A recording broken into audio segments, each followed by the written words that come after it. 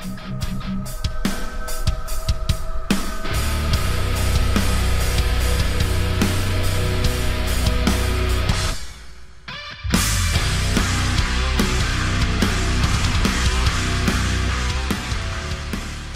pessoal, sejam bem-vindos a mais um episódio do nosso podcast, o Dev Show.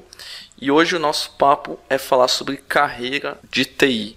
Falando um pouco sobre faculdade, certificações, será que isso é importante nos dias de hoje?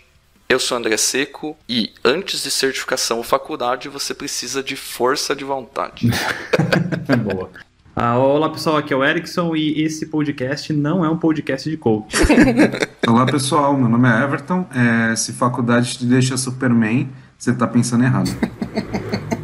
Olá pessoal, aqui é o Renato Groff e Braindump é para covardes. Fala galera, aqui é o Thiago Bertuzzi e só com certificação você vai conseguir um bom emprego. Ou será que não?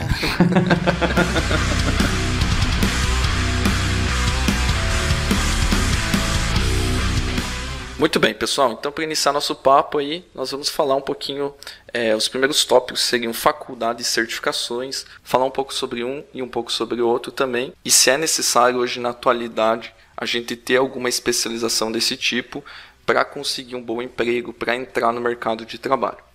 Então, para iniciar, vamos falar aí um pouquinho sobre faculdade.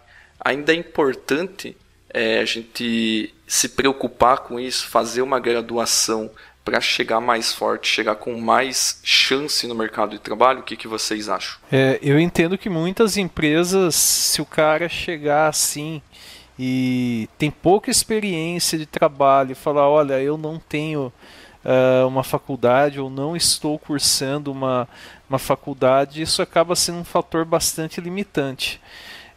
Não significa que você sai da faculdade como um arquiteto de software, muito pelo contrário. Tipo, uma coisa que eu já notei é muita gente saindo da universidade, da faculdade, bastante cru, né, tecnicamente, mas assim, se você tem pouca experiência, eu entendo que sem um curso universitário acaba ficando difícil. Eu acho que, pelo que eu tenho visto, eu faço bastante entrevista também, e o mercado ele tem pedido menos o pessoal com faculdade, assim, não que é pedido menos, deixa eu me expressar melhor, eles têm obrigado menos a pessoa até a faculdade. Mas por quê? Porque a gente está vivendo numa, entre aspas, até escassez de recursos de desenvolvimento.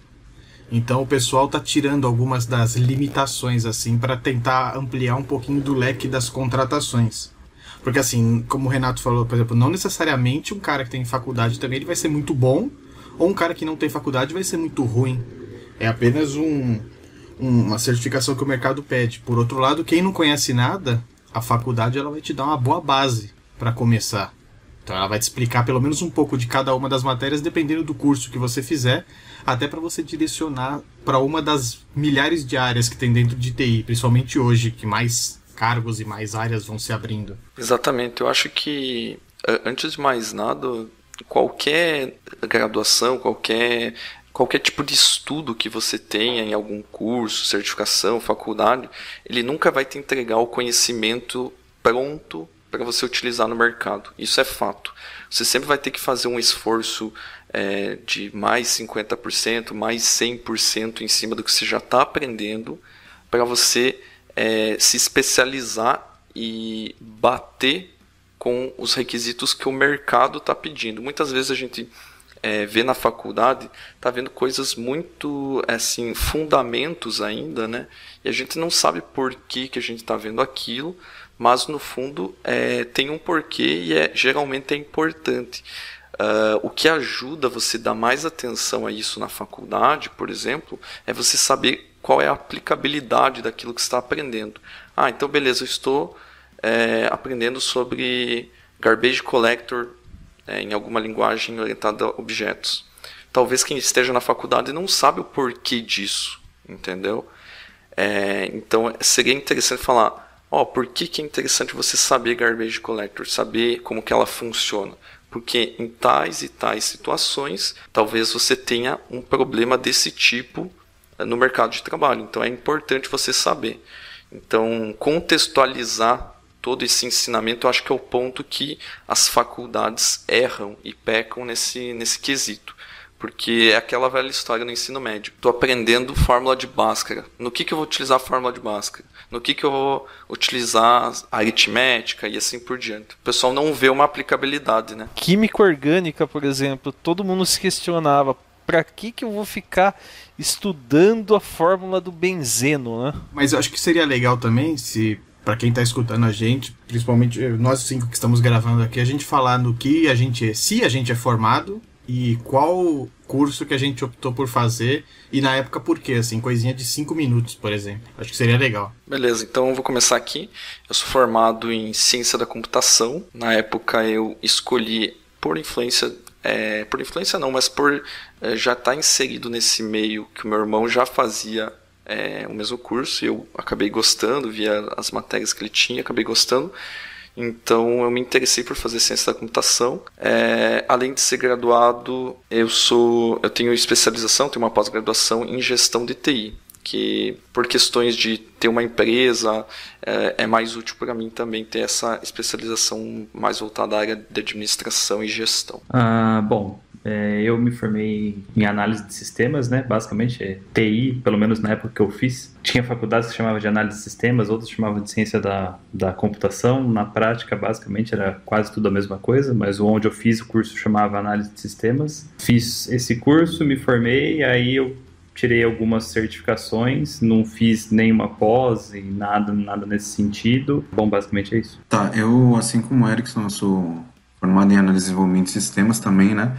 É um curso, teoricamente, que demanda menos tempo e eu precisava estar pronto para o mercado para já começar a trabalhar, né? Eu trabalhava no mercado do turismo e eu não me via trabalhando mais nesse mercado pro resto da minha vida. Então, eu já mexia com computação, já brincava com algumas coisas, só que nada profissional.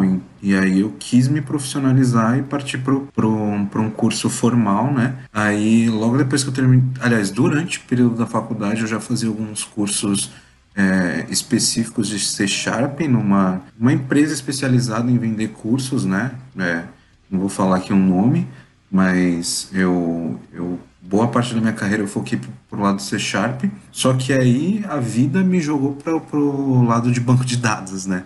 Isso é bem engraçado, porque tipo, eu tentei por um bom tempo entrar no mercado de TI para virar programador de C#, só que não fui muito feliz nesse ingresso, porque, cara, não sei o que o recrutador esperava e tal.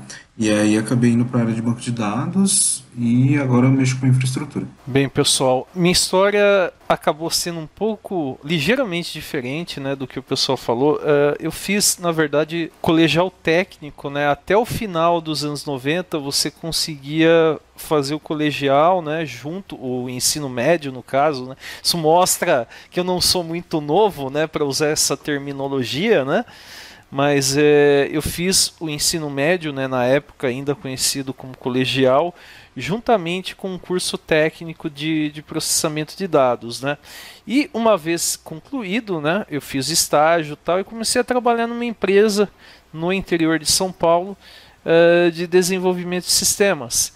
Passado 3 anos, né, aí eu juntei um dinheiro, fiz uma faculdade, no caso Sistemas de Informação, que basicamente é o mesmo que análise e desenvolvimento de sistemas, mas assim, uma coisa que acontecia é que eu era um dos poucos em sala de aula que já trabalhava desenvolvendo sistemas, né?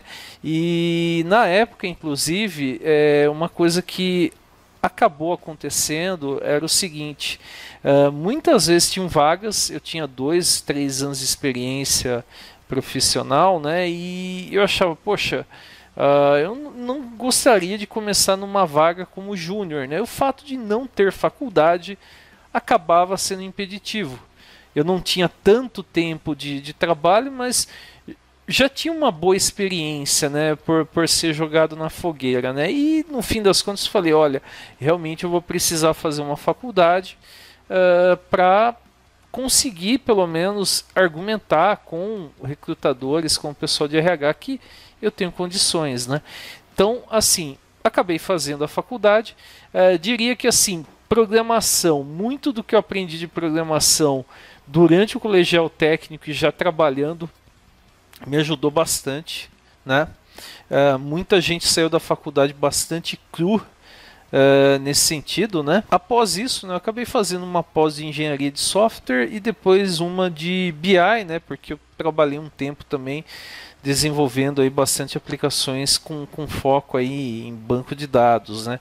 Então eu acabei fazendo 2 pós, foi interessante, eu tive uma boa noção, mas assim, não significa que você vai sair e vai ser um sucesso técnico fazendo um curso universitário. Você tem que correr atrás, não adianta. Vai te dar uma base. É importante que você, o André falou de fazer uma faculdade, uma pós mais focada em gestão. É importante, você vai acabar tendo matérias desse tipo num curso superior ou mesmo numa pós. Então é bom você ver pelo seguinte: pode ser que não te ensine tanto em termos de programação, mas você vai aprender outras coisas que vão ser úteis aí no seu dia a dia. Bom, eu comecei a mexer com programação sem saber o que era programação quando eu tinha 12 anos de idade, baixando um software chamado RPG Maker 2000. Então quem já fez joguinho no RPG Maker aí falou, olha, o cara começou no 2000.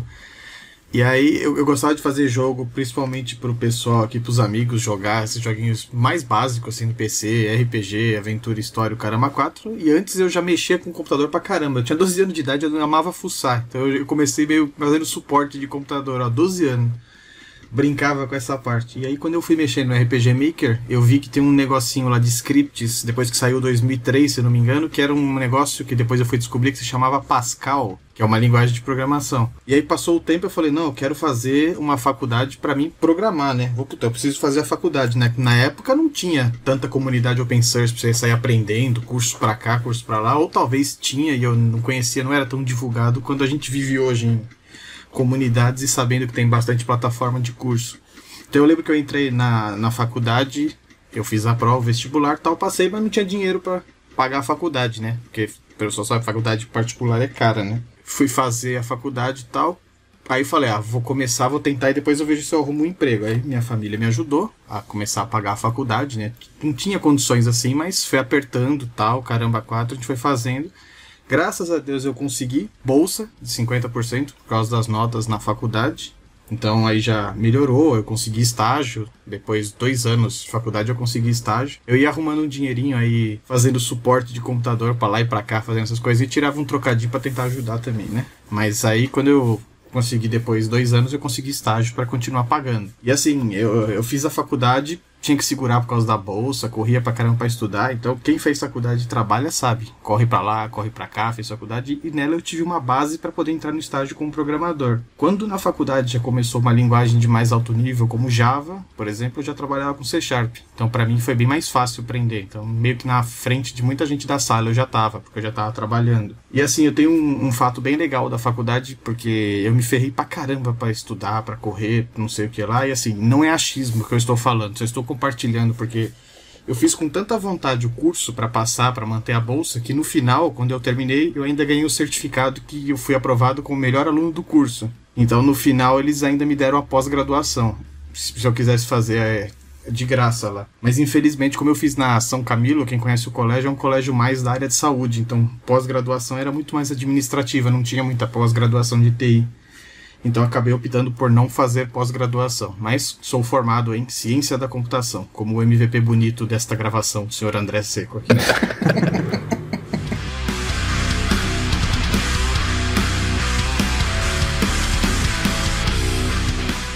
Após nós falarmos um pouco sobre as nossas graduações e especializações, a gente já falou aí um pouquinho sobre faculdade, né? E o Bertuzzi bem falou no início por que as empresas hoje em dia estão pedindo menos, exigindo menos algum tipo de faculdade ou especialização. A régua está baixando por causa da carência do mercado em relação a esses profissionais, né? Agora eu pergunto para vocês, se eu precisasse optar por N motivos, eu tenho que optar por um ou por outro, por faculdade ou certificação. O que vocês optariam hoje em dia? Assim, do zero, eu optaria pela faculdade inicialmente. Primeiro por tudo que foi dito anteriormente, a faculdade, bem ou mal, ela te dá uma base. Pode ser que foi até o exemplo, não lembro se foi o Groff ou o Seco que falou da forma de Bhaskara lá. Você nunca sabe por que você vai usar, mas você tinha que aprender. Mas mesmo assim, eu acho assim, a faculdade ela dá uma base que muita gente hoje peca. Vou dar um exemplo muito simples. Fazer um select com inner join. Eu aprendi isso aí em banco de dados 1, na faculdade. Já trabalhei muito com banco de dados, enfim.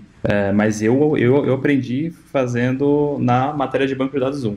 Boa parte das pessoas que eu conheço não sabe fazer o inner join. É engraçado, né? Quando eu tive... É que o meu foi por causa do estágio. Quando eu tive select inner join na faculdade, eu já trabalhava. Então eu já sabia. Mas sem a faculdade eu ia poder fazer estágio, enfim, porque é lei, né? Exato. De estar participando. Então uma coisa acaba puxando outra. Mas por fazer até ciência da computação, que eu acho legal, que é um curso bem completo, porque ele não é só para programador, né? Você acaba aprendendo coisa de infraestrutura, o básico de redes, assim. Eu acho que dos cursos de ciência da computação é o mais abrangente, porque análise e processamento de dados, assim, ele é mais voltado à programação, né? Para quem quer ser programador e tal. E ciência da computação, eu conheço gente que saiu de lá e foi para infraestrutura, uns foi para segurança, alguns doidos que nem eu foi para programação. Então, legal na faculdade para você ver um pouquinho, às vezes, de cada área de TI para você contratar. Aí eu vou dar uma resposta polêmica e talvez eu fale depois da certificação. Respondendo o que o André falou, você escolheria um cara de faculdade ou um cara de certificação? Aí eu respondo, eu escolho um profissional que sabe o que está fazendo, independente se ele tiver faculdade ou certificação.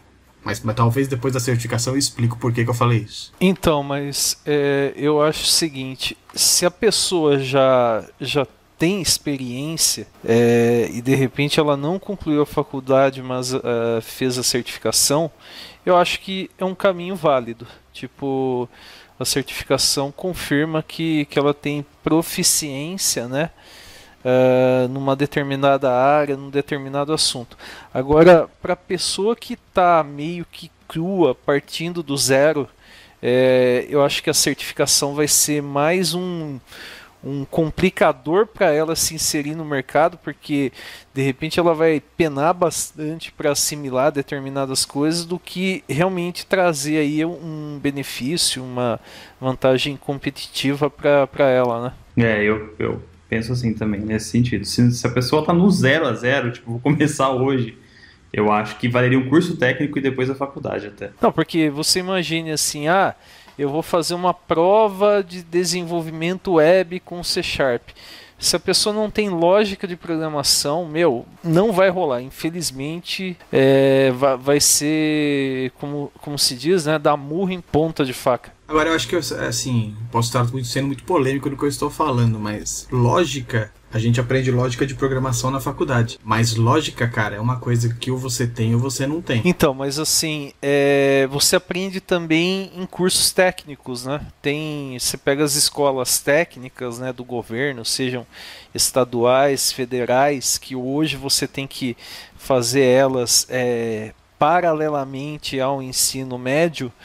Você acaba aprendendo lógica de programação nesses cursos. Então tem gente que, na verdade, acaba fazendo o curso técnico, daí tem uma oportunidade e daí começa a se desenvolver numa empresa e chega à conclusão, poxa, eu já tenho aí um bom nível, talvez eu compense mais fazer uma certificação. Então tem isso também, né? Não, sim, eu concordo. Quer dizer assim que... Eu vou dar um exemplo. Tem um profissional que trabalha com a gente lá, que ele é um profissional que trabalha na área de suporte, assim, configuração ORM, da TOTS, lá de RP, né? E ele é um cara muito bom no que ele faz, ele resolve tal, ele manja tudo tal, e ele tira umas queryzinhas do banco de dados para resolver o que ele precisa, etc. Porém, se precisa montar uma coisa mais complexa, ele não tem aquela lógica para montar ou que seja uma customização, porque o próprio RM permite customização com lógica de programação, ou uma parte de banco, e ele é formado em análise de sistemas. Então o que eu quis dizer é assim, a faculdade ela vai te ensinar lógica de programação, mas às vezes tem gente que não tem uma boa lógica de pensar, independente de software, independente de programação. Então o pessoal fala, por onde eu começo? Cara, lógica. Independente de ser de programação ou não, eu acho que é o primeiro passo para você dar uma estudada, é pensar com calma como resolver um problema. Que seja um problema do seu dia a dia, qual seria o melhor caminho, a melhor solução. Aí em seguida, assim, igual o Renato falou, pega um curso técnico, aprende sobre lógica de programação, porque essa vai ser a base, o que é um algoritmo, como ele funciona. Nem que você não vá fazer uma faculdade depois, mas pelo menos você vai ter uma base para não ficar cru, para entrar nesse mercado. E isso considerando que você quer trabalhar com programação. Com infraestrutura também é outro tipo de lógica, com redes, enfim, processos. Tem muitas áreas dentro da área de TI que você pode explorar. Não necessariamente você é obrigado a ser um programador. Eu acho que nessa questão a lógica é meio que do perfil da pessoa antes mesmo dela optar por qualquer coisa, né? Exato. Mas assim, eu acho que você pode ser bom de lógica sem ter visto nada ainda de programação ou área de exatas, porém você pode desenvolver também esse skill, vamos dizer assim, treinando, tá certo? Só que assim, geralmente o que a gente vê é que quem já tem uma facilidade com lógica no dia a dia, na vida, tende a cair para as áreas de exata, tá? Mas assim, é algo que você pode treinar, se você persistir, você consegue desenvolver esse skill também. Em relação à escolha entre certificação e faculdade, eu também fico com a faculdade, porque para mim a certificação é muito mais para você, na minha visão, você provar para o mercado e provar talvez para si mesmo, provar para alguém ou alguma entidade que você conhece e é especializado naquela determinada tecnologia, né? Você passou por uma prova, do que realmente fazer o step by step da aprendizagem de algo novo que você está começando. Então eu ficaria com a faculdade também. Então, até isso que você falou, André, é bem importante, porque se você parar para pensar uma certificação, muitas vezes acaba sendo algo limitante pelo tempo, né? Por mais que você lê lá, a certificação não inspira, beleza, mas a tecnologia, de repente, que você está trabalhando, ela vai acabar inspirando, né? Tem gente que fez prova de certificação de .NET, né? E na época era focado em webforms. Eu fiz essas provas. A não ser que você vá trabalhar com uma aplicação legada, o mercado está pedindo hoje ASP.NET Core. Logo, a certificação fica sendo algo datado, né?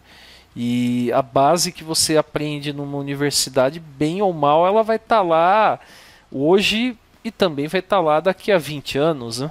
Eu acho que só um lance sobre esse ponto aí da faculdade e tal, da certificação, que determina também quanto tempo você se dedica para as suas atividades, seja de faculdade ou de certificação, né?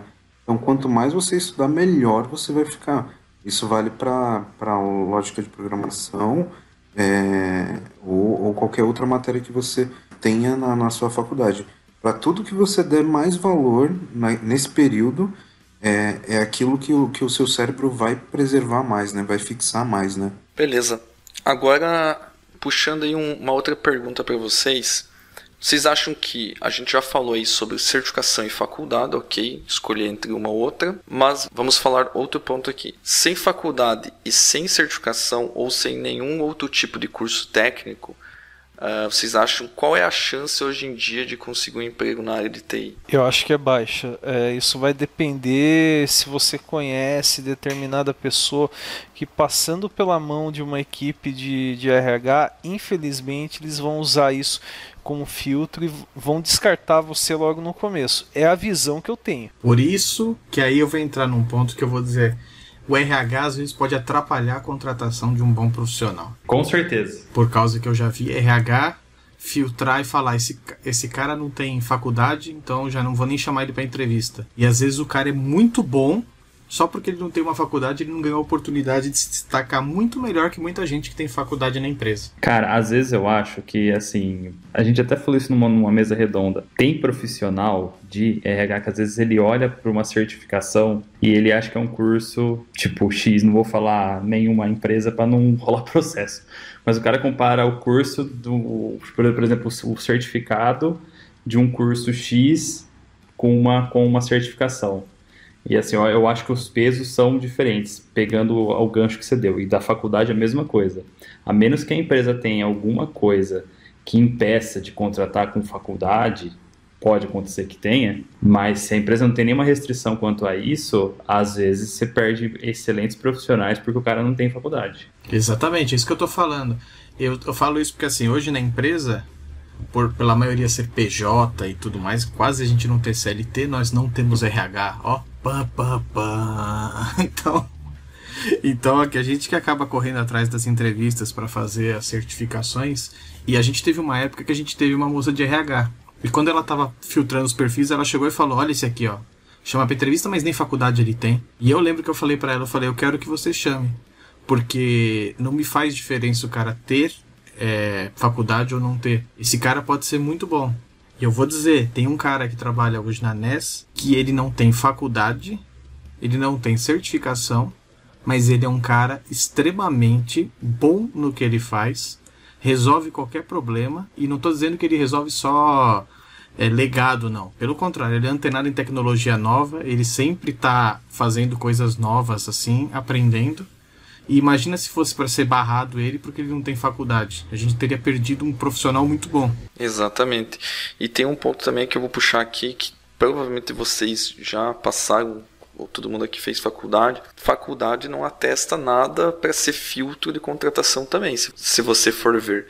Porque acho que todo mundo aqui teve colegas que saíram da faculdade sem saber escrever uma linha de código. Sim. Nossa, a maior parte do curso. Nem me fala sobre isso, cara. Eu não vou, não dá para citar nomes, né, mas tem empresas em São Paulo que evitam contratar pessoas de certas instituições de ensino, porque assim, é estranho isso, mas assim, é uma instituição conceituada, mas o pessoal sai de lá achando que são deuses da programação. E daí o que acontece?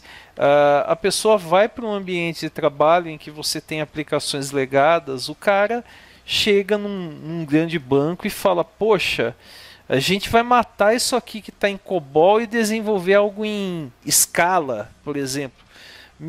Não é assim, cara. Tem dinheiro em jogo.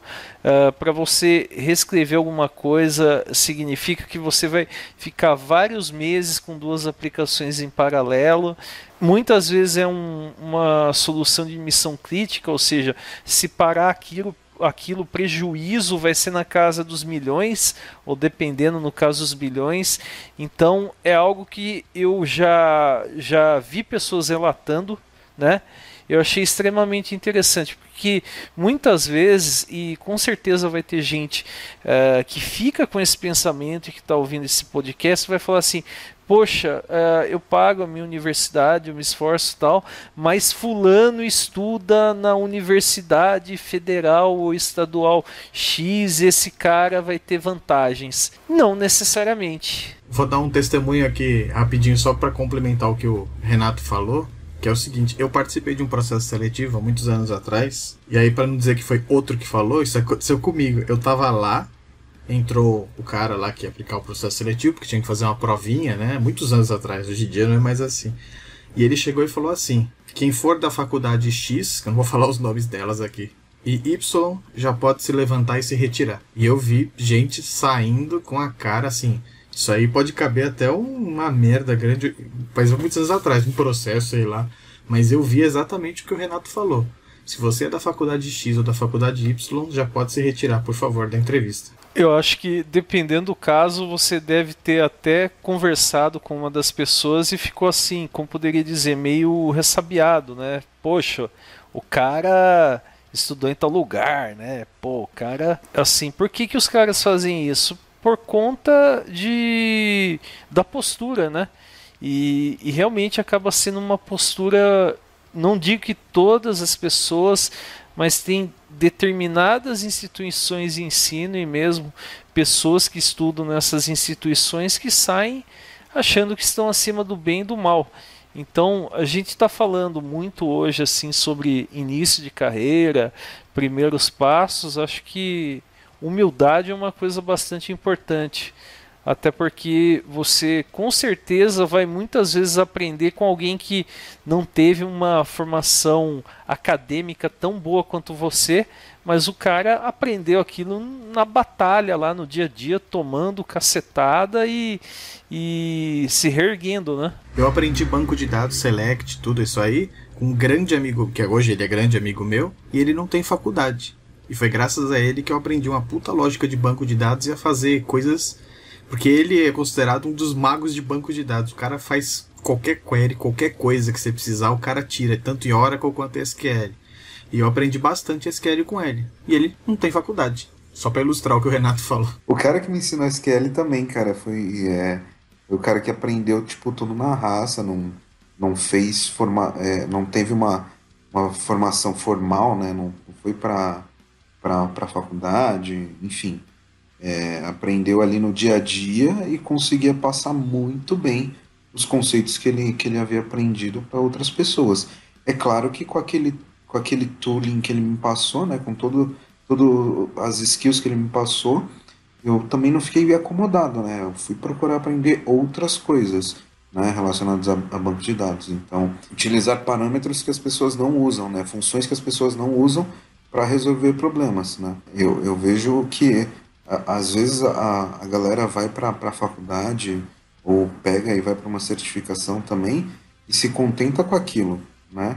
Puta, eu paguei aqui, sei lá, R$3.000 para fazer um curso oficial, né, de determinada tecnologia e, cara, o que o instrutor falou para mim é aquilo e pronto, sabe? Você tem que se instigar e buscar mais coisa, cara. Não dá para você ficar parado achando que tudo que o cara te passou é a verdade, né? 100% verdade. Exatamente.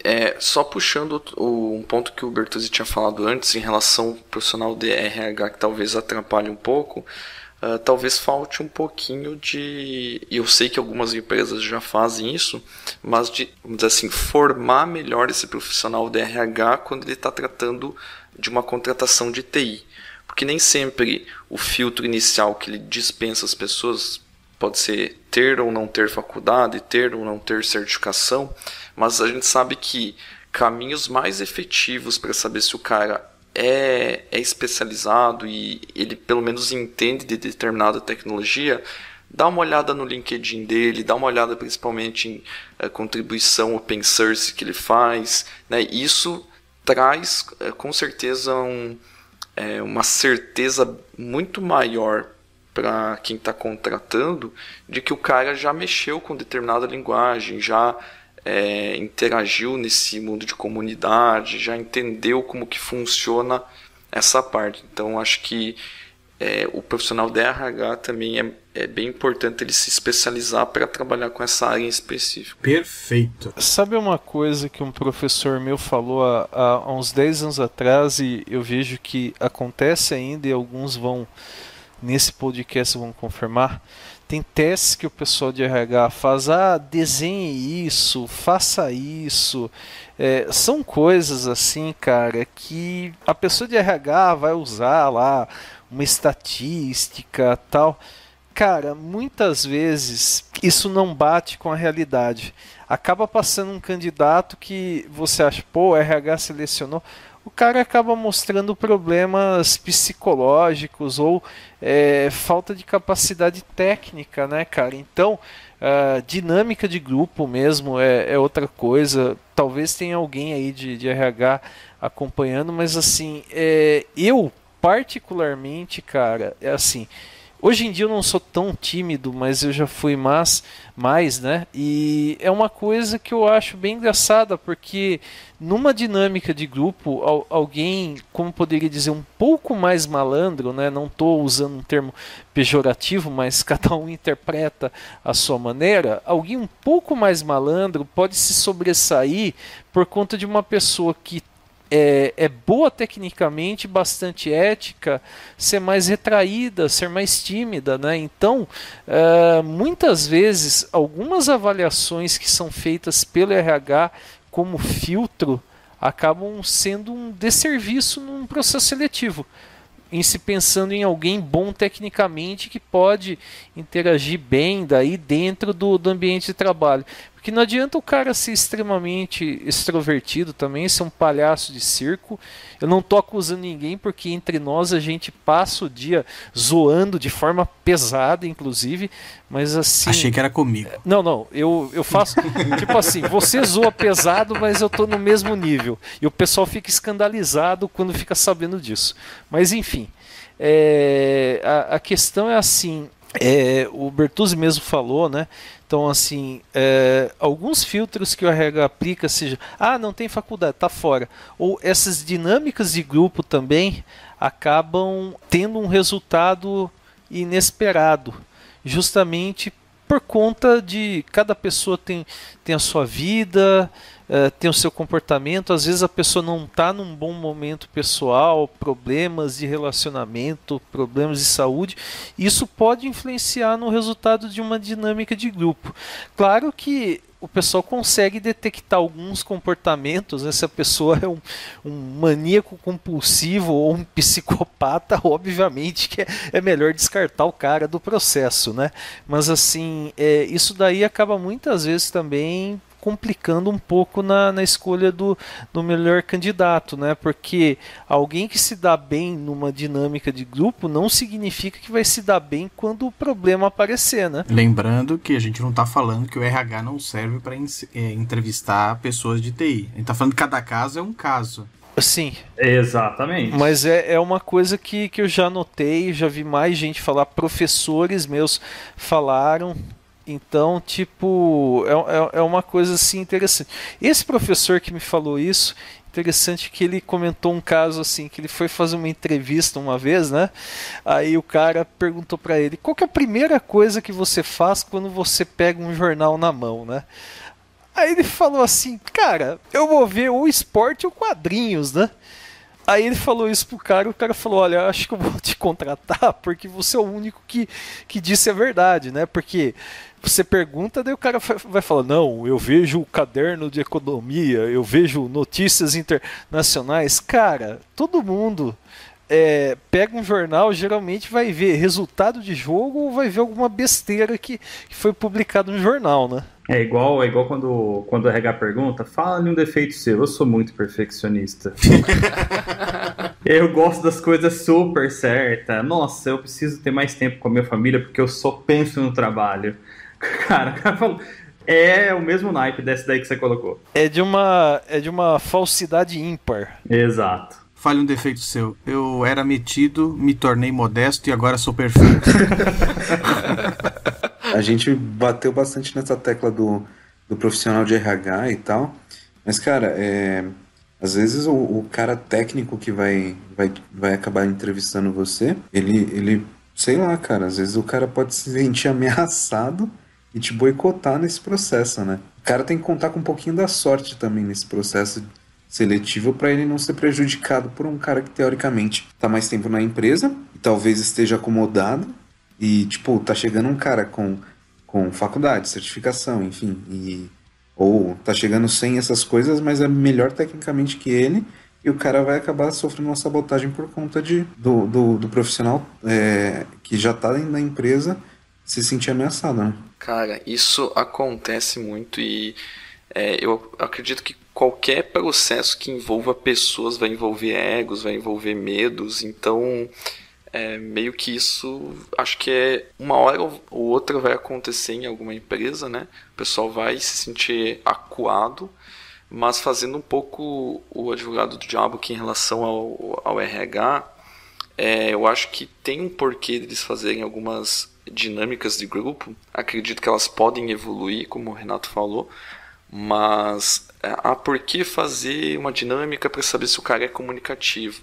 Porque na hora de você ter uma entrega, né, você vai precisar que o cara comunique as coisas. Então, eles não encontraram uma forma, e nem sei se tem uma forma mais efetiva de verificar se o cara vai ser bom o bastante para conseguir se comunicar com a equipe, sem ter tipo, uma dinâmica de grupo desse tipo, né? Então, um cara que é super tímido e que não consegue nem erguer a cabeça do teclado para pedir uma ajuda ou para comunicar alguma coisa para o superior, é um ponto de falha na equipe também. Então tem esse ponto, né? Não dá pra gente só olhar pelo ponto do cara do TI.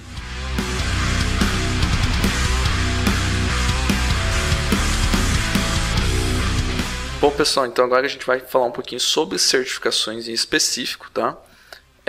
A gente montou algumas perguntas para interagir aí com os presentes no podcast e saber a opinião deles. O que vocês acham? A gente deve investir em uma certificação até qual ponto ela vale a pena e qual que é o valor para o mercado de trabalho que uma certificação tem? A questão do peso foi basicamente o que eu estava falando. Às vezes as pessoas confundem uma certificação com um cursinho de uma semana. Muita gente, às vezes, na hora de fazer o processo seletivo, acha que é a mesma coisa. Quando você passa para a primeira etapa e vai para um cara mais técnico, o cara olha e fala, o cara tem uma certificação. Então o cara ele vê o peso que é ter uma certificação, seja Microsoft, seja Oracle, seja o que for. O que eu acho legal?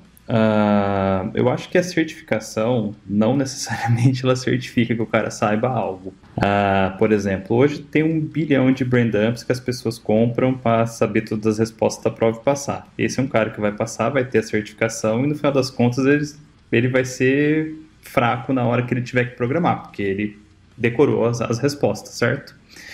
Então, tirando esse detalhe, vamos supor que a pessoa vá de bom grado querer tirar a certificação. Eu acho que a certificação é uma maneira fácil de você ter uma linha de estudo para atingir um objetivo. Mesmo que você não tire a certificação, mas você tem um roteiro de estudo.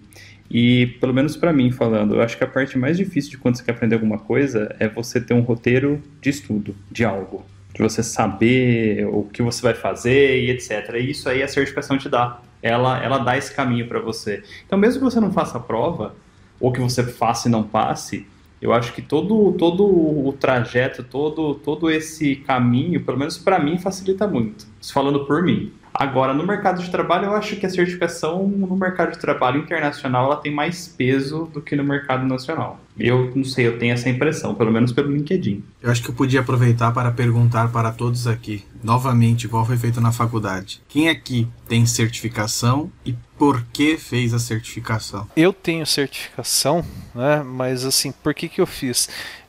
O Erickson falou um negócio importante. A certificação, na verdade, ela não tem que ser vista como algo, eu sou melhor que todo o resto e dane-se, eu saio na frente. Na verdade, você pode ter certificação e ter uma pessoa na mesma equipe que não tem, que conhece muito mais sobre você que aquele assunto. Ponto da certificação, na verdade, muita gente não se dá conta disso. A certificação é uma maneira estruturada para você estudar um assunto. Muitas vezes você vai tentar estudar um assunto, você começa a ver algumas coisas, você se dispersa vendo outras, e em questão de 2 semanas você abandona esse estudo. A certificação, você está meio que se cobrando, falando, olha, o objetivo final é conseguir passar na prova. Para conseguir passar na prova, eu preciso estudar isso, preciso praticar tal coisa, preciso reservar todo dia ou toda semana um tempo de estudo. Então, eu acho que, na verdade, o grande benefício da certificação é te ajudar a se estruturar melhor para estudar um determinado assunto ou conjunto de assuntos, sei lá. Bom, de certificações eu tenho 2, eu tenho a de C# e eu fiz a Azure Fundamentals agora, seguindo a pergunta do Pertuzzi, pretendo tirar as demais de Azure até o final do ano. Por que eu fiz? A de C# eu queria saber se eu estava num nível... eu queria me testar. Eu queria saber se eu estava num nível bom e se eu ia ter capacidade de fazer a prova e passar. Deu certo, eu passei. A de Azure, porque é basicamente o que eu falei, que o Groff corroborou e eu vou falar de novo. Eu quero gabaritar essas certificações, não necessariamente, como eu falei, tirar, mas pelo menos tentar, pelo fato de que eu quero seguir uma linha de raciocínio e estrutura de estudo no Azure. Então, isso, as certificações, o próprio caminho do Microsoft Learning te dá inteiro, desde a Fundamentos, aí se você quiser ir para Developer ou para Infra, aí você vai para a próxima, aí você vai para as de Arquitetura, aí tem as extras, por exemplo, que é de DevOps e afins.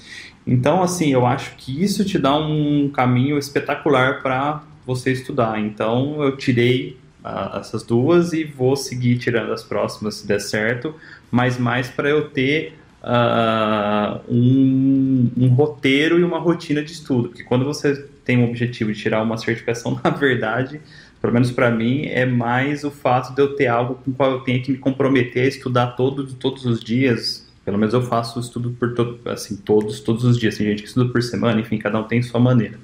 Eu reservo 1 hora todo dia para eu poder estudar. Então, como eu tenho o foco, uma certificação, eu pego o conteúdo dela eu divido isso pelos dias e eu vou estudando. Então, isso para mim me ajuda muito, né? Então, essa é a minha ideia, é a minha visão de certificação. Para o mercado, às vezes eu tenho a impressão que é o seguinte: se você, por exemplo, sei lá, o cara está fazendo uma entrevista e você está concorrendo uma vaga com uma outra pessoa, sei lá, vamos botar aqui, eu estava falando de Azure, vamos lá, vai.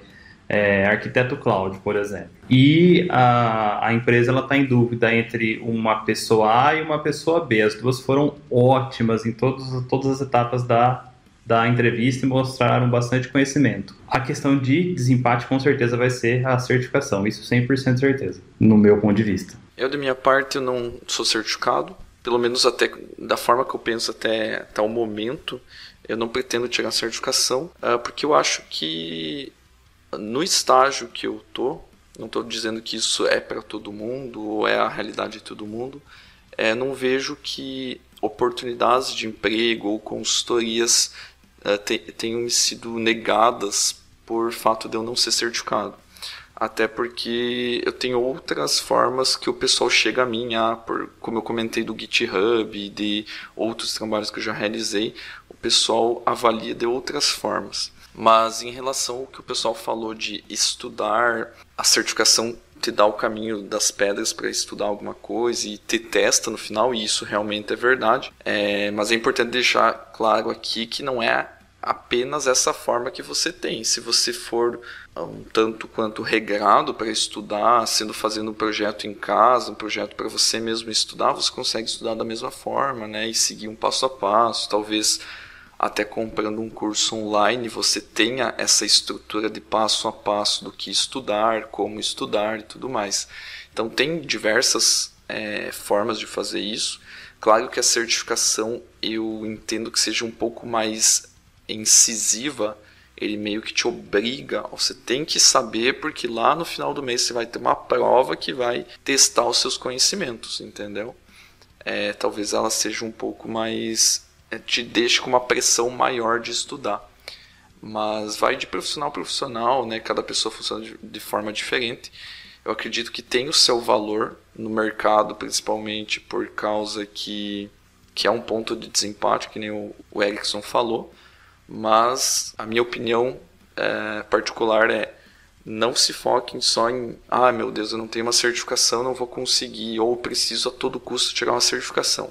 Não, tem outras formas, inclusive mais baratas, de você aparecer para o mercado e você ser tão visado quanto quem tem, sei lá, 200 certificações de determinada tecnologia. Sobre certificação, não tenho nenhuma, né? Já estudei só que as certificações que eu estudei, meu plano de estudo talvez não tenha sido dos melhores, né? Eu não consegui fazer os scores necessários para conseguir passar, mas de fato a forma como eu estudei eu acho que me ajudou bastante a absorver o conteúdo ali que a prova exigia, né? E conseguir me virar com algumas coisas de modo mais fácil, eu consegui pensar de uma maneira diferente sobre como resolver determinado problema. Eu acho que ela te dá uns fundamentos bem legais para você conseguir ter novas ideias para resolver o mesmo tipo de problema, né? E eu acho que o que determina se você vai bem ou não numa prova é você ter o autoconhecimento, né? Tipo, como é que eu aprendo? De que forma que eu aprendo melhor, né? Eu acho que a forma como eu havia montado meu plano de estudo, para o momento que eu estava, não foi legal. Não foi legal, não consegui encaixar, não consegui montar de forma regrada, que nem o Erickson comentou, de 1 hora por dia, tá ali me dedicando para isso e tal. E eu havia dividido mais ou menos na mesma estratégia que o Erickson comentou.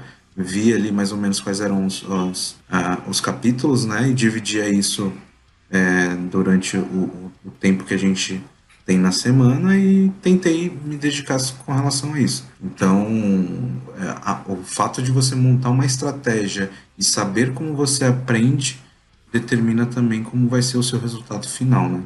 No meu caso, eu não tive um resultado muito feliz, porém, foi bem válido a questão de, me colocar disposto a estudar determinado assunto por um período de tempo. Bom, eu não tenho certificação também, nenhuma. Eu tenho meio que uma linha igual a do André, que na parte atual da minha carreira hoje eu não tenho falta de uma certificação, porque, como ele mesmo falou, as pessoas acabam chegando por outros caminhos, outras coisas, por causa de network, de conteúdo, muito conteúdo GitHub, por causa de trabalhos que eu já fiz em várias empresas, tem empresas grandes de nome e tal.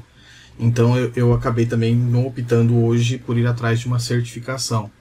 Até por causa da forma das coisas que eu trabalho, das coisas que eu faço. Isso não quer dizer que eu não tenho que eu não estude bastante, não, pelo contrário. Por trabalhar hoje como um líder de equipe e também como um arquiteto de software, eu acabo estudando muito para sempre saber melhores práticas para resolver. Enfim, a gente discute bastante sobre melhores práticas nos nossos projetos. Então, a parte do estudo eu não deixo, eu estudo todo dia. Eu sempre prefiro pensar que todo dia eu sou um noob que não sabe nada para manter na minha carreira estudando.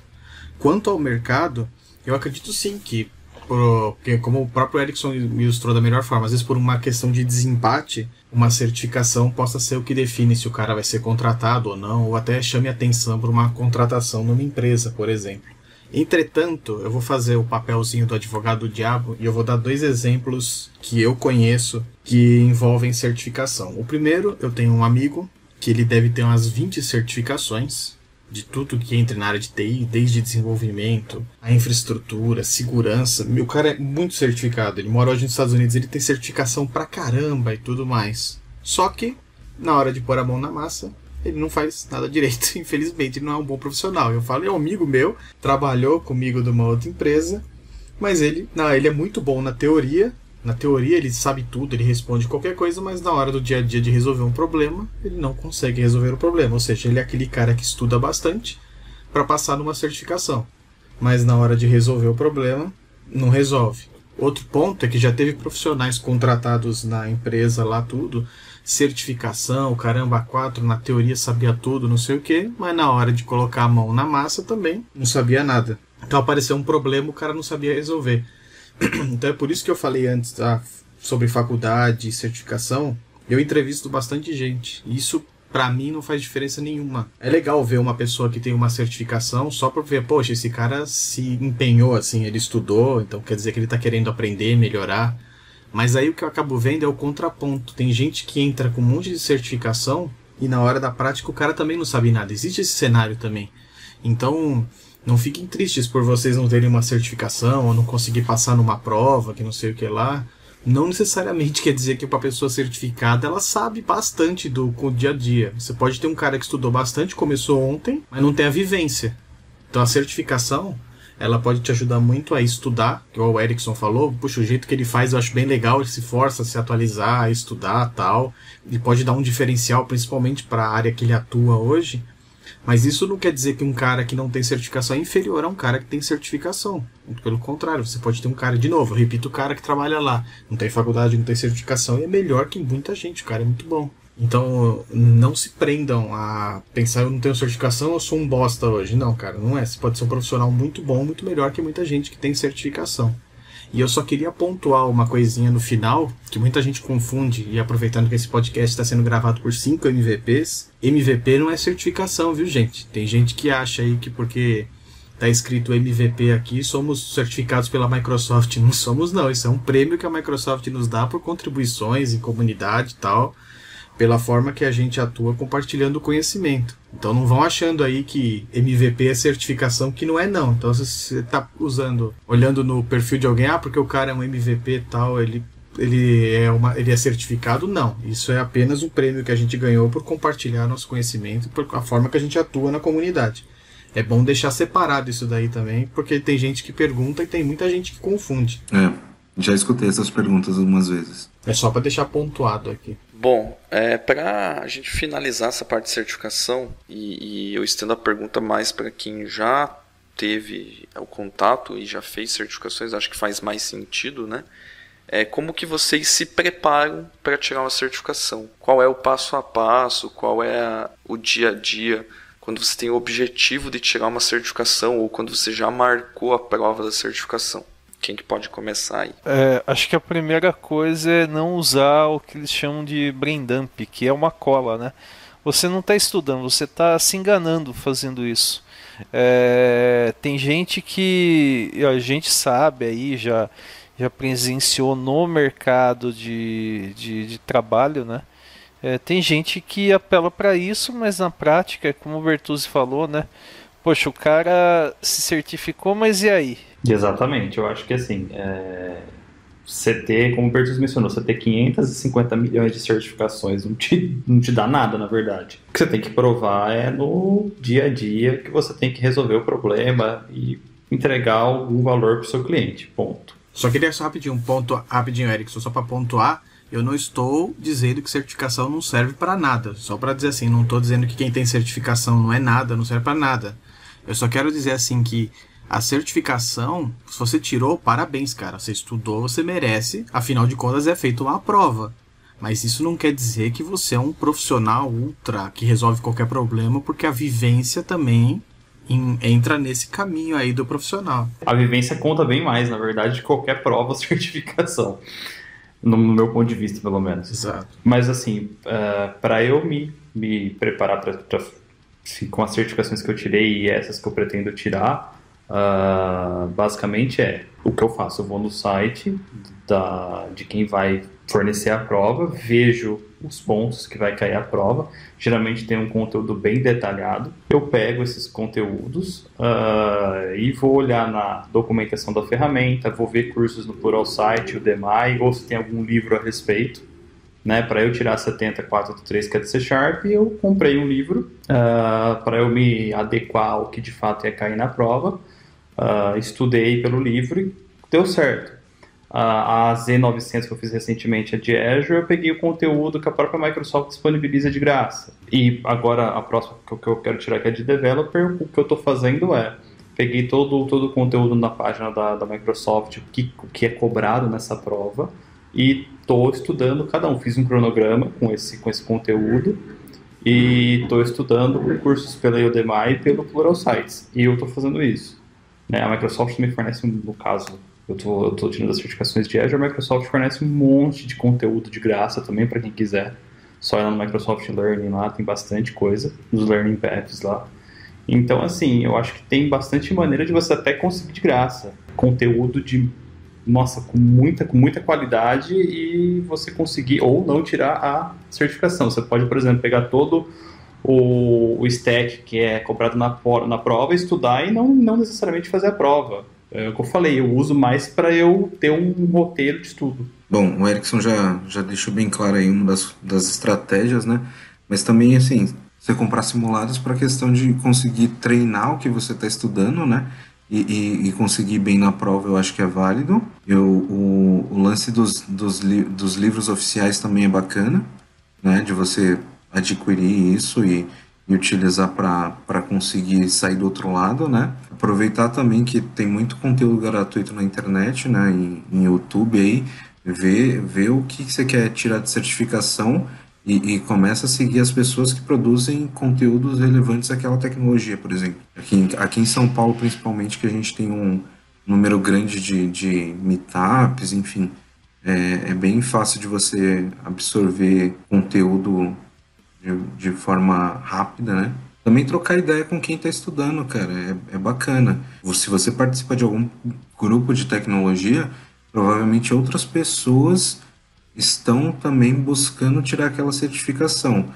E aí juntar todo mundo e fazer um grupo de estudo, eu acho que é bem válido, porque um vai ensinando o outro, um vai puxando o outro para conseguir sair do outro lado também. Sim, acho que isso que você falou é interessante, Everton, de adquirir simulados, não pelo fato de, vou tentar mais ou menos ver as perguntas que vão cair na prova que eu vou fazer, mas mais pelo fato de você se testar antes de a prova para valer acontecer.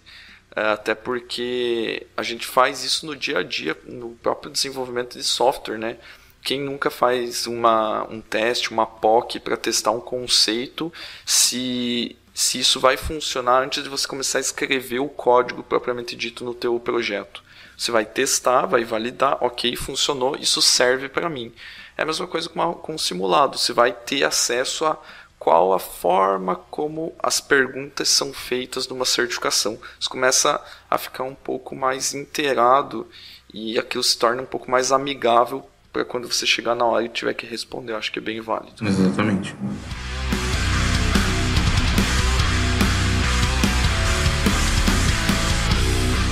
Beleza, então, pessoal. Avançando aqui no que a gente se propôs a falar, nós vamos falar um pouquinho sobre carreira, ou seja, depois que você já está inserido no mercado de trabalho ou está para entrar no mercado, já decidiu por faculdade, já fez algumas certificações, já avançou um pouquinho, né? Quais são as carreiras em TI que a gente pode seguir hoje em dia, né? Quais estão mais cotadas, estão mais em alta? E focando um pouquinho para o público de desenvolvimento de software, quais são as tecnologias ou ferramentas que o pessoal deve estudar, deve se preocupar mais nesse ano de 2020? Cara, eu acho que, assim, para quem tá começando ou para quem quer dar um up aí, eu acho que o mercado cloud, no meu ponto de vista, eu acho que vai crescer muito. Nuvem eu acho que hoje é algo que, assim, você não precisa ser o cara, mas alguma coisa você tem que saber. Então, mas mesmo no Brasil você vê que a gente vê até por conta de alguns cursos que a gente está ministrando, né, Erickson? Mas assim, tá tendo uma procura muito grande por cloud, é um tópico aí bastante relevante, né? Se você está começando, não adianta você achar que você vai dominar N tecnologias. A gente que está sempre correndo atrás, até por ser também MVP, a gente está num estudo frenético e contínuo, né? Então não dá, você pega aí Microsoft Azure, Amazon, Google Cloud, as plataformas são gigantescas. A gente descobre todo dia um serviço novo que a gente nem sabia que existia. Exatamente. Só uma curiosidade, né? Eu estava vendo uma matéria que estava falando que o faturamento de cloud com relação a um tipo de serviço, né, que é o IaaS, chegou a 38 bi no ano passado, e para esse ano eles estão esperando 43 bilhões, né? Então, assim, é grana pra caramba, e se você tá a fim de surfar nessa onda, sugiro que você estude. Então, eu acho que, complementando que nuvem já passou da hora de você estar estudando, né? Porque não é o que vai ser, é o agora, né? E faz tempo já que é o agora, então... Se você não sabe nada de nuvem, cara, corre, porque mesmo... mas eu sou dev, eu tenho que saber de nuvem? Sim, cara, você tem que saber como você está montando a sua aplicação e onde ela vai ser hospedada, né? A forma que você conhece o ambiente influencia na forma que você desenvolve. Se você for dev, você tem que saber nuvem mais do que qualquer outra pessoa. Exatamente, porque assim, se você não sabe o ambiente que você está colocando sua aplicação, você não sabe mensurar o que você está fazendo na sua aplicação. E outra coisa, eu vou bater numa tecla que eu bati em outros podcasts também. Para dev, o que devo estudar nesse momento, cara, por favor, olha como é avançado. Orientação ao objeto, Solid, injeção de dependência. Que avançado, hein? Nossa, mas isso aí que você está falando aí é tão simples. Sim, é simples, mas as pessoas não se preocupam em aprender. E aí querem aprender conceitos avançados sem saber os conceitos básicos. Então, o que você tem que estudar nesse momento? Orientação ao objeto, cara, é a mais importante. Parece fácil, mas as pessoas não têm se preocupado com ela e não é. Daí pra frente, os conceitos avançados ficam muito mais fáceis. Quando você souber orientação ao objeto e Solid, não tem conceito na área de dev que você não sabe. E além de nuvem e o que eu falei assim, o básico, por favor, vamos estudar queries. ORM são legais, mas queries também são importantes da gente aprender, viu? Isso que você falou, Bertuzzi, é importante, porque assim, eu já vi gente que se vendia como arquiteto de software, não sabia fazer uma query num banco de dados Oracle. Eu não digo você usar aqueles operadores horrendos do Oracle, do mais igual lá, que eu acho uma tremenda de uma porcaria mesmo. Mas assim, usar, tipo, não sabe fazer um left join, inner join, isso daí eu sabia fazer, e creio que você também, quando a gente era júnior. Não é a gente se gabando da nossa capacidade técnica, mas isso daí é o mínimo do mínimo quando se trabalha com um banco de dados relacional. Ou seja, você não tem que ficar, mas eu uso o Entity. Dane-se, cara. Tem coisas que o Entity, o N-Hibernate, se você é de .NET, né, eles não resolvem direito e você vai ter que fazer uma view, montar uma query lá otimizada. Então, isso é o mínimo do mínimo. Para falar a verdade, eu comecei a escrever queries, falando um pouco dessa parte, eu escrevia o SQL puro na mão antes de conhecer e começar a usar um RM. A dura verdade, na verdade, é essa. Eu também. Acho que todos aqui, né? Eu comecei escrevendo query, select... Execute non query, né? Entendeu? Assim, para quem trabalhou com ASP clássico, que é o meu caso, cara, as boa parte das regras de negócio estão todas no banco, né? Então você tem que saber SQL Server, no caso, que se encaixava melhor, né? ASP clássico com SQL Server. Cara, você tinha que saber SQL Server para valer, senão você não conseguia programar, você não conseguia fazer nada durante o dia. E o que o Bertuzzi mencionou, o Groff corroborou, e agora o André Seco também, cara, carry, nossa, você falar pra mim que você é sênior e não sabe fazer um inner join, né, não tem jeito. E essa parte aí de carreira de TI, para onde que as coisas estão caminhando, eu acredito assim que eu vejo uma convergência muito grande entre áreas que antes eram muito bem separadas, parte de infra e parte de dev. Hoje, se você é um cara de infra, trabalha num cenário on-premise, assim, o cara que não estuda algo para a nuvem, não prevê uma mudança do cenário aí mundial, já está ficando para trás, porque isso é uma realidade, nuvem veio e veio para ficar. E o que acontece? O que eu vejo muito também é que o profissional de infra cada vez mais precisa conhecer de código, vide a Infra as a Code, né? O pessoal está provisionando cenários baseados em código, então até a própria questão de DevOps está vindo muito para quem antes era só infra, está migrando para essa parte de DevOps, está tendo que entender toda essa cultura, né, que o pessoal fala de DevOps, e chegar um pouquinho mais perto do desenvolvimento também. E na contrapartida tem o desenvolvimento. O pessoal que antes só programava, só mexia com código, baixava a cabeça, começava a escrever código, você também tem que aprender um pouco de infraestrutura. Você tem que saber como que o seu código vai rodar, onde ele vai rodar, quais os recursos vão ser utilizados no código que você está escrevendo, se você está escrevendo o mais performático possível para consumir esse hardware. Então, tanto a infra está chegando mais perto do desenvolvimento e o desenvolvimento está indo também conhecer mais da infra. E eu acho que o ponto de fusão dessas duas coisas é o DevOps. Então, eu acho que se você não conhece nada desses termos que a gente falou aqui, tira um tempo, começa a estudar, começa a se profissionalizar nessas novas áreas, nesses novos conceitos, que você vai evoluir muito como desenvolvedor ou como cara de infra, profissional de DevOps, e aí você vai ter mais chances de caso você queira mudar de emprego, você queira alçar voos maiores, a tua chance de sucesso é bem maior. É interessante que você falou de DevOps, André. Muito do que se usa em DevOps envolve tecnologias gratuitas, né? Então, você pega, por exemplo, eu quero ver a parte de automação, deploy, build automatizado. O GitHub tem isso já, tem o GitHub Actions. Então, a gente fez até uma live recente no canal .NET, né? Quem tiver interesse em ver mais, Docker você pode usar gratuitamente. Kubernetes é uma tecnologia open source, então tem muita coisa que vale a pena vocês estudarem. Tem uma avalanche de materiais gratuitos, né? Vocês podem se valer para estudar, né? E assim, você consegue em cima disso, né?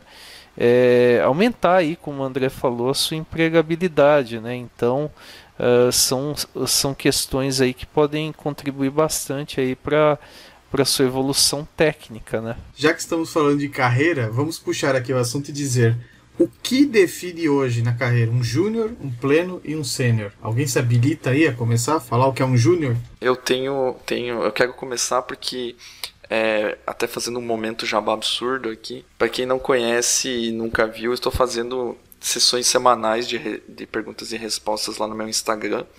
E na última sessão que eu fiz, faz uns 2 dias, aconteceu que o pessoal perguntou 2 vezes a mesma coisa. Pessoas diferentes perguntaram: o que define se eu sou um júnior, um pleno ou um sênior?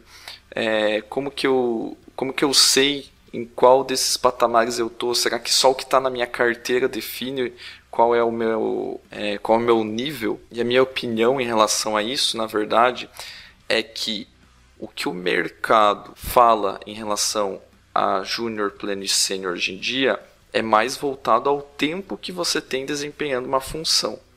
Só que a minha visão vai na via contrária. Eu não acho que é o tempo.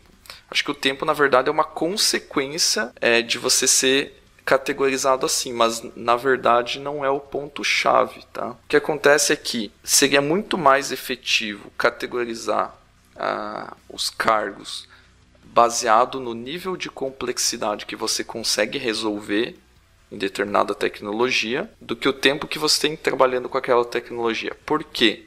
Porque quem é sênior, presume-se que o cara é muito bom no que ele faz. Presume-se que o cara consegue resolver problemas complexos. Por isso que eu acho que o ponto central de classificação deveria ser o quanto de complexidade você consegue assimilar e resolver. E claro, não tem como ser um sênior resolvendo problemas complexos com 1 ou 2 anos de tempo aí de vida, né, profissional. Então acho que a complexidade é o ponto-chave para você saber se você consegue resolver problemas a nível júnior, pleno ou sênior. Da mesma forma que você pode ter 12 anos trabalhando numa carreira e não ser um sênior também. Exatamente. Esse é o ponto. Existe isso também. O cara tá... eu tô aqui 12 anos, eu trabalho 15 anos, não sei o quê. Mas ele trabalha 15 anos numa empresa resolvendo um problema específico. Quando ele sai para o mercado... ou ele trabalha 12 anos numa empresa, só viu uma tecnologia na frente, Webforms, e continua 12 anos fazendo só a questão de Webforms. Aí chega só conhece um projeto. Chega uma nova demanda num projeto maior que o Webforms não atende, ou a gente já sabe que está morrendo aí, morreu, né, praticamente. Então, o cara não é sênior em desenvolvimento, ele é sênior em Webforms, né? Você sabe que eu criei um termo, na hora que a gente vai entrevistar, que eu falo sênior de empresa. Que é o cara que ele é sênior na empresa que ele tava, mas fora dela ele não é. E é triste, cara, porque eu falo que é triste porque eu fui entrevistar muita gente que o cara, ele, por exemplo, o que você trabalhava? Eu trabalhava com o VB6, com o Delphi, com não sei o que, na empresa lá que eu fazia sustentação. E web, Webforms com VBNet, enfim, que seja com C Sharp. E eu sou sênior porque eu tenho 20 anos na área. Só que eu chego pro cara e falo, puta, como é que eu vou falar pro cara? Cara, você não é sênior no mercado de hoje, no mercado que o mercado pede hoje. Talvez você saiba resolver problemas com complexidade, talvez rápido, mas em termos de tecnologia, você não vai resolver tanto quanto uma pessoa que se atualizou. Porque tem muita gente que segue como um sênior de empresa e ele acha que aquele cargo é para sempre e o cara não se atualiza em tecnologia. E a gente sabe muito bem que na nossa área quem não se atualiza é varrido, infelizmente, né? Então você pode ser mandado embora e aí já era. Mas assim, isso que você falou realmente acontece, Bertuzzi, mas assim, não significa também, não se desespere se você trabalha com sustentação e tal. Você correndo atrás, se dedicando, tem como você aprender tecnologias novas e se recolocar no mercado. Às vezes, o que acontece? Você fala assim, poxa, mas eu esperava ir num cargo de liderança técnica, aí eu dei uma baixada. Às vezes você dá um passo, 1 ou 2 passos para trás, para lá na frente você dar aquela decolada. Então, pense isso. Tipo, não pense assim, eu tô derrotado, já era, porque só tô com tecnologia velha. Tem como você superar isso, né? E conseguir aí se recolocar melhor, né? Exatamente. Por exemplo, a gente já contratou um cara que ele era sênior, Mas ele entrou e ele falou, eu sei que no mercado eu não tô, eu vou aceitar entrar como um júnior para pleno aqui, mais pleno por causa da minha vivência, que pelo menos tem uma vivência em resolver problema, e porque eu quero recomeçar a minha carreira. Porque eu sei que atualmente eu tô muito defasado, eu não tive tempo para estudar tecnologia, enfim, os problemas pessoais dele, mas como era um cara muito esforçado, foi contratado, já que ele deu o passo para trás. É igual o Renato falou, você também tem que saber quando você vai dar o passo para trás. Porque não adianta você chegar carteirando e falando, não, eu tenho 20 anos de experiência aqui e tal, mas cara, pro mercado hoje, você tá desatualizado, e aí? Então, saiba voltar, você quer mesmo, saiu daquela empresa, foi mandado embora por algum motivo? Pô, mas eu quero seguir. Você pode ter uma experiência sênior, mas tecnologicamente falando, igual o André estava citando os exemplos, você não é um sênior para o mercado resolver aquele problema em questão. Mas tem um ponto também que é bem comum no nosso mercado, que assim, toda hora surge uma tecnologia nova, toda hora tem alguém falando que aquilo é a última bola da vez, e toda hora a gente começa a correr atrás de se esforça, né, para ir atrás de alguma determinada tecnologia, e aí depois não tem aplicabilidade no que você trabalha de certa forma. Então assim, você está desperdiçando energia numa tecnologia que para você não vai resolver problemas e tal, enfim. Eu acho que a galera tem que começar também a pensar assim, aonde eu quero chegar, né?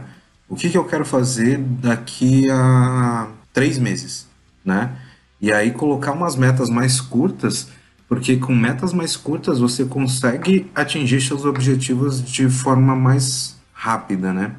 E assim, você tem um objetivo master e sub-objetivos, né? Então assim, você parando dessa maneira, você consegue chegar na sua meta final, né?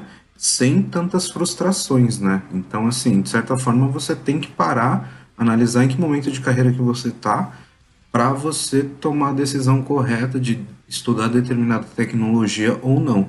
É aquilo que eu comentei anteriormente. Se conheça, né? Se conheça para estudar e saiba onde você quer chegar. Tenha objetivos claros. Não fique à mercê de, por exemplo, o meu gestor escolheu essa tecnologia aqui. Puta, só vou ver isso, entendeu? Começa a se instigar a ver outras coisas para você conseguir tomar um norte, né? E não fica, não fica limitado a só seu trabalho ou, por exemplo, não se apegue muito a tudo de novo que acontece ao seu redor, né? Observa o mercado, vê o que o mercado está pedindo para você conseguir montar uma estratégia, né? No caso de uma migração de área, alguma coisa nesse sentido, para você conseguir ter as skills que a área que você quer trabalhar exige, entendeu? Dá uma olhada nas vagas do LinkedIn lá, vê, por exemplo, puta, você quer ser um cara de DevOps? Dá uma olhada aqui que as pessoas pedem para um profissional de DevOps. Ou então, você quer ser um programador .NET? Puta, o que eu preciso ser para ser um programador .NET? Aí você vai lá numa vaga no LinkedIn e vê o que os caras estão pedindo e começa a entender o que você tem que aprender para você conseguir migrar de área. Entendeu? Então acho que isso é mais importante do que ficar se pegando em tudo que é novo que está aparecendo, é uma enxurrada de informação e você não conseguir focar de fato numa área e depois não conseguir migrar, enfim, ficar frustrado. Em outras palavras também, cuidado para não virar o pato, né? Que voa e nada, mas não faz nenhuma das duas coisas bem, né? Anda, canta, voa e nada, mas não faz nada direito. Pois é, né? Exatamente. Um ponto que o Everton falou nisso que eu acho bem importante ressaltar, projetar objetivos a curto prazo. Porque qual é o problema? Não tem problema em você almejar objetivos a longo prazo também. Mas a tendência é que se você almejar coisas e planejar elas a curto prazo, a tua procrastinação tende a ser reduzida. Por quê? Está mais perto de aquilo acontecer. Então, é muito melhor você se almejar 10 objetivos a curto prazo do que um a longo prazo. Eu acredito que de passo em passo é muito mais efetivo você conseguir chegar no objetivo final. No caso, o Groff mencionou de uma pessoa que às vezes ela fez uma coisa durante muito tempo no mercado, não sei se foi o Groff ou o Bertuzzi que falou, e depois ela tenta mudar de área ou por algum motivo ela precisa ir para o mercado, porque aconteceu alguma coisa com essa empresa que ela trabalhava, e aí ela acaba não sendo sênior, por mais que ela tenha 20 anos de mercado, porque ela fez determinada situação. Eu entrevistei um cara esses tempos atrás, faz, sei lá, uns 3 meses, 4 meses atrás, que ele trabalhava com uma ferramenta X, que agora eu não vou lembrar o nome, e ele tinha uma baita de uma experiência, assim, coisa, sei lá, 15 anos, assim, mas o cara não tinha o conceito básico de trabalhar com web, porque ele só fazia aquilo. Então, se você não se atualizar no mercado, o sênior, pleno, o júnior é muito relativo com o que você está almejando. O que eu acho que requisitos básicos, como a gente falou no decorrer desse podcast aqui, quando eu estava falando de certificação e afins, eu acho que assim, se você se propõe a ser dev, o basicão de infra, ninguém tá mandando que você tem que ser o cara foda, mas o basicão de infra, o basicão de carry, essas coisas eu acho que um sênior tem que ter, se o cara realmente for sênior pegando o contexto de web, assim, por exemplo, né? Eu acho que algumas coisas, assim, são meio, assim, que básicas. Como é que o cara vai ser sênior se ele não consegue fazer um select se não tiver o ORM, por exemplo? No meu entendimento, esse cara não pode ser sênior nunca. Então, eu acho que, sei lá, o fato do sênior é um conjunto de experiências acumuladas em determinada linguagem, em determinada situação. Exatamente. Eu estava percebendo quantas vezes a gente falou o termo se atualizar, né, durante a explanação aí de cada um.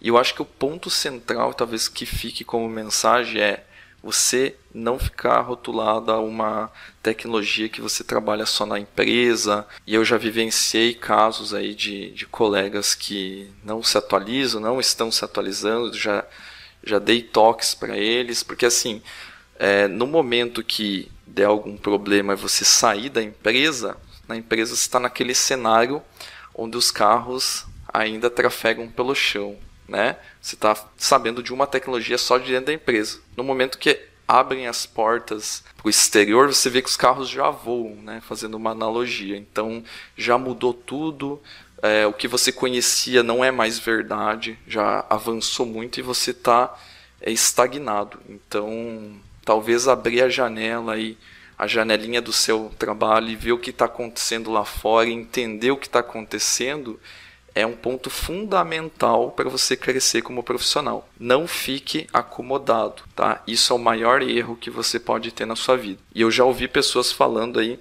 beleza, mas vocês ficam aparecendo aí na internet, quer ficar se achando, quer ficar divulgando conteúdo, quer ser melhor que os outros. Mas o pessoal não entende que isso é uma forma que a gente faz para poder estudar. A gente divide o conhecimento com as outras pessoas, a gente acaba estudando e ficando atual. A gente está no meio de um ecossistema que consome muito conteúdo e entrega muito conteúdo. E isso é benéfico para ambos os lados. Então, para o pessoal aí que fica tirando um sarrinho, né? Fica a mensagem aí, né? Se você não se espertar aí, o outro vai vir e vai roubar seu emprego. Simples assim. É até interessante o que você falou, porque até a gente já comentando entre nós, né?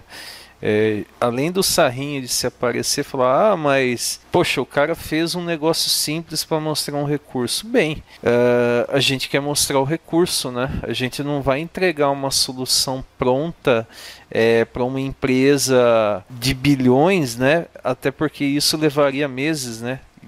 E assim, a gente tem outros afazeres, tem outras coisas.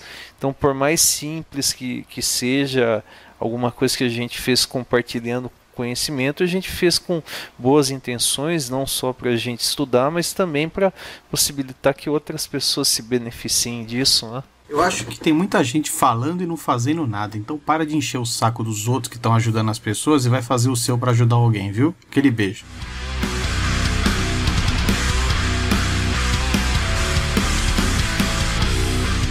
Então, pessoal, esse foi nosso episódio sobre carreira de TI. Eu espero que vocês tenham gostado.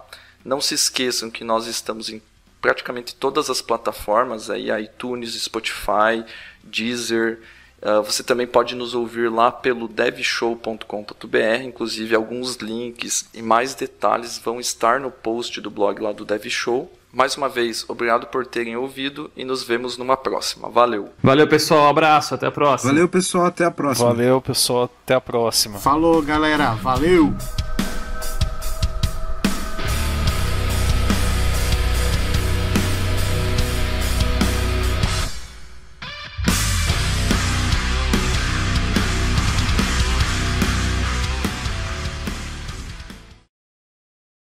Valeu, pessoal. Carreira, faculdade, hambúrguer de siri.